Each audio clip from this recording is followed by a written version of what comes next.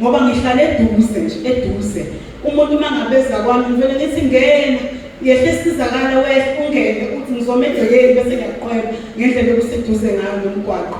Isitha nje bazalwane sasengivala amehlo. Avele bazalwane angiphenduli mangisithi baba ngicela uma ofungiphelezele makuqondana. Avele athi bamthande ngiyamazi mina sake sakhunza la. Haleluya. Avele angiphendule kanjalo. Bese bazalwane ngithula ngoba ungamtshela ukuthi sengibone ngizwani futhi ngaphakathi. Haleluya. Bese bazalwane uqondana ukuthi ubofena vele seyedwa ngishiya. Abuye ntambamanje athi ngiyileke entabeni futhi bamthande ngifica ingekho. Ngithi mina hawu kanjani manje ungishiyeleni? Athi ngiyile kodwa kusalayo. Ayiphinde kuqondane bazalwane size sobabili-ke. Size sifike sihlale thina. Hayi siphume sihambe size sifike sihlale.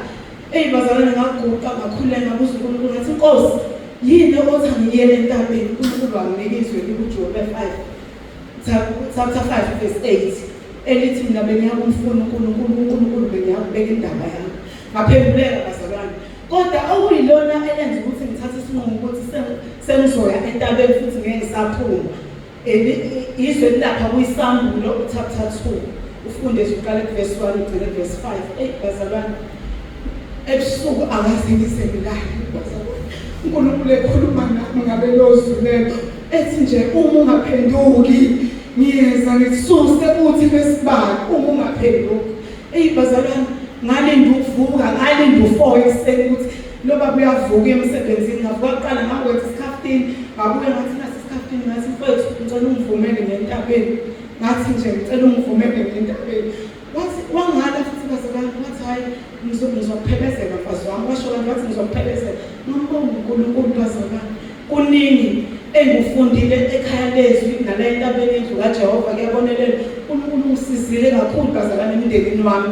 Obekungenzeki kuyenzeka bazalwane uNkulunkulu angazi ngathini angazi ngambonga ngithini ngendlela angifundise ngayo. Umama umthetho wamfaka ekhaya lesibazane ngangilimele emoyeni. Haleluya. uNkulunkulu wangisiza imibuzo enganginayo yaphenduleka ngokulalela intshumayelo zikamama umpostoli nobaba umpostoli. Wangisiza uNkulunkulu ngalapheka enyameni bazalwane ngaze ngalapheka ngisho ephefumulweni. Ngiyambonga kakhulu uNkulunkulu bampostoli. Ngiyazi ukuthi siyahlupha singabazalwane mama umpostoli.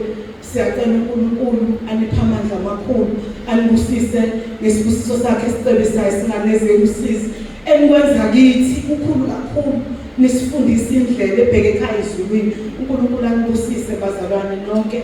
uJesu Kristu inkosi.